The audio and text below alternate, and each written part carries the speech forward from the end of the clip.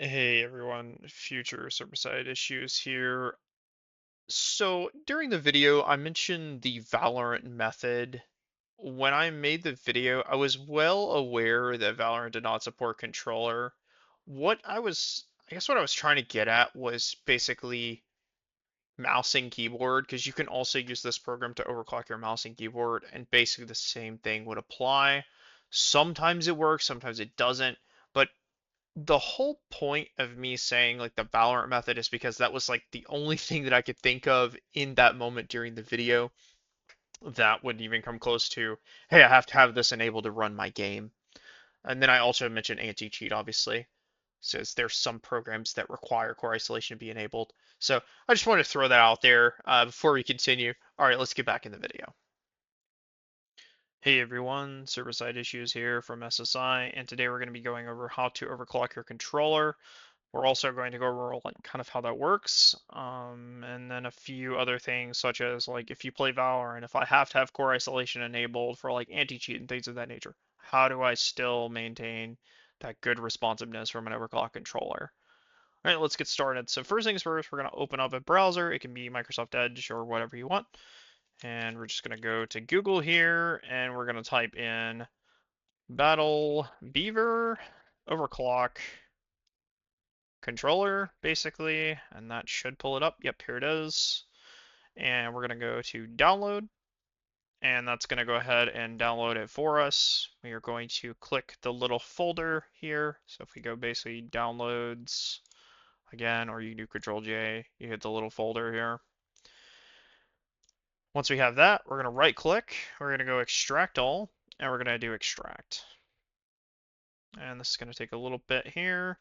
We're going to double click hide USBF, driver, and then setup. All right, so I'm going to go over the Valorant method first, and then I'll go over the regular method. So the Valorant method, for those of you who don't know, there is a program called NoPatch in here, or rather like a script that is going to help be compatible with the core isolation being enabled for those who have to have that enabled. All right, so first things first, we're going to do install service and then open. And then you're going to come down here to NoPatch, and you're going to double click NoPatch, more info, and then run anyway.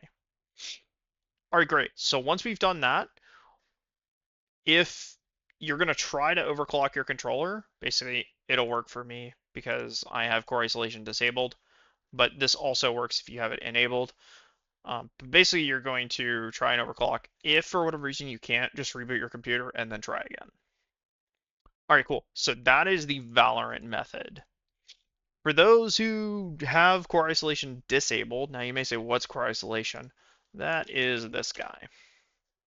And when you're trying to overclock your controller, you want to make sure the memory integrity is off. Now, obviously, this comes with some security risks, right? But it it's not super serious having memory integrity disabled as someone who works in this field daily. Obviously, if this is an enterprise, you want the more protection, the better, right? But we're gamers, we don't care. So, but that doesn't mean like, okay, let me go and disable, all of my protections. That's not what I'm saying. But this is not super serious, disabling this. All right. So once we do that, we're going to plug in our controller.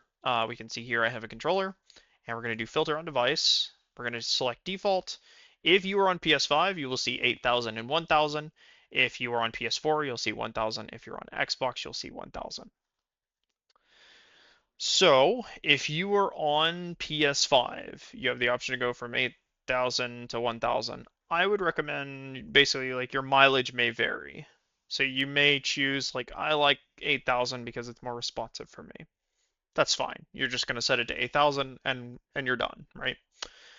Some people like 1,000. Some people have also reported that there's lower FPS on 8,000 versus 1,000. I've tested both. There is a little bit more CPU resource usage on 8,000 versus 1,000. So if you want that extra CPU resources back, then go for it. It's not that much, I will say that. So yeah, it's entirely up to you. All right, so once we do that, we're just going to go 1000 here, and we're going to unplug our controller and then plug it back in. So what I'm going to do here, I'm going to go ahead and unplug my controller here, and then I'm going to plug it back in. And here we go. We are now overclocked. If you are overclocked, it will say yes.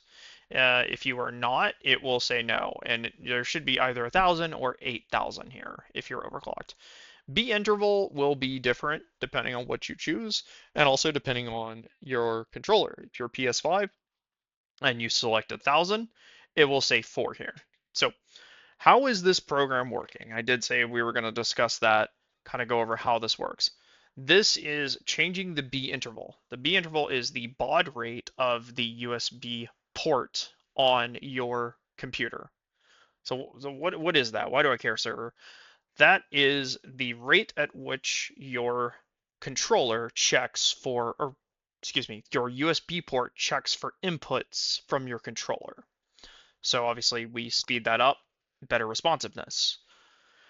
So that's pretty much how this program works, and that's pretty much it. If there are any other questions, feel free to drop a comment and let me know. But other than that, obviously, if you were looking for better, even better responsiveness than what you have here, feel free to drop by our Discord and we'd be happy to assist you. All right. Have a great rest of your day.